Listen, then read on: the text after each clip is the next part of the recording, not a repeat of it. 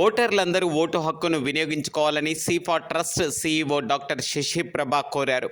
ఈ మేరకు సీతమ్మ దార రైతు బజార్లో జంక్షన్లో మురళీనగర్లో భారత ఎన్నికల సంఘం తరపున స్వీప్ కార్యక్రమాన్ని సీఫా ట్రస్ట్, గ్రీన్ క్లైమేట్ టీమ్ తదితర ఎన్జీఓలు నిర్వహించాయి. ఈ సందర్భంగా ఆమె మాట్లాడుతూ ప్రతి ఒక్కరూ తమ ఓటు హక్కును వినియోగించుకోవాలనే అంశం మీద అవగాహన కార్యక్రమాన్ని నిర్వహించారు. ఈ మేరకు ఆమె మాట్లాడుతూ 18 సంవత్సరాలు దాటిన వారంతా ఓటు హక్కును పొందాలని, దాన్ని వినియోగించుకోవాలని కోరారు. కార్యక్రమంలో మానవ సేవే మాధవ సేవ సంస్థ ప్రతినిధి భానుప్రకాష్, యాక్షన్ ఎయిడ్ ఫెలోషిప్ ప్రతినిధి కృష్ణకుమారి, సీఫా సంస్థ ప్రతినిధులు రామలక్ష్మి, భాస్కర్, నర్సింగ్ తదితరులు పాల్గొని మాట్లాడారు.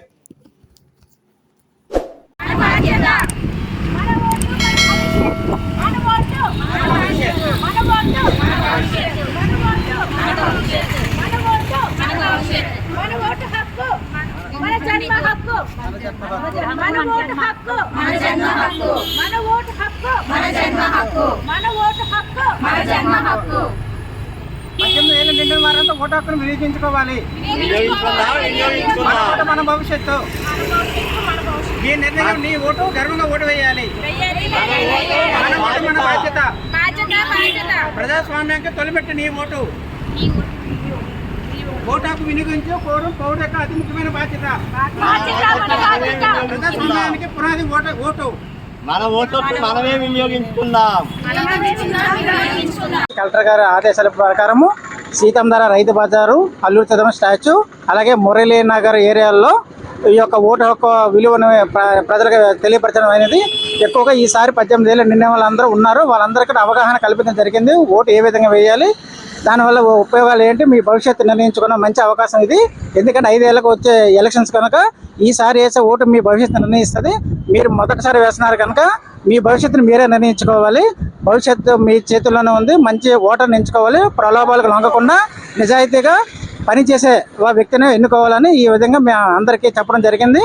ఈ మొత్తం రైతు బజార్ పాయింట్ జంక్షన్స్లో ప్రజాస్వామ్య దేశంలో ప్రతి ఒక్కరూ ఓటు హక్కును వినియోగించుకోవాలని ఇక్కడ ఎంబీపీ రైతు బజార్లోని అల్లూరి సీతారామరాజు స్టాచ్యూ దగ్గర, సీతమ్మ దార రైతు బజార్లో కూడా వినియోగదారులకి రైతులకు అందరికీ కూడా అవగాహన కార్యక్రమాన్ని పెట్టడం జరిగింది.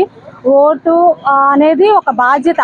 మనం ఈ ప్రజాస్వామ్య దేశంలో 18 సంవత్సరాలు దాటిన ప్రతి ఒక్కరూ కూడా మనకి ఎటువంటి పనులున్నా సరే, ప్రయాణాలున్నా సరే, ఎన్ని పనులున్నా సరే ఓటు హక్కును వినియోగించుకోవాలని ఈ సందర్భంగా అందరినీ కోరుకుంటున్నాం. సంస్థపరంగా విశాఖపట్నంలో పలు ప్రదేశాలలో ఓటు హక్కు వినియోగించుకోవాలని ప్రతి ఒక్కరికి కూడా చైతన్యం కల్పించడం జరిగింది.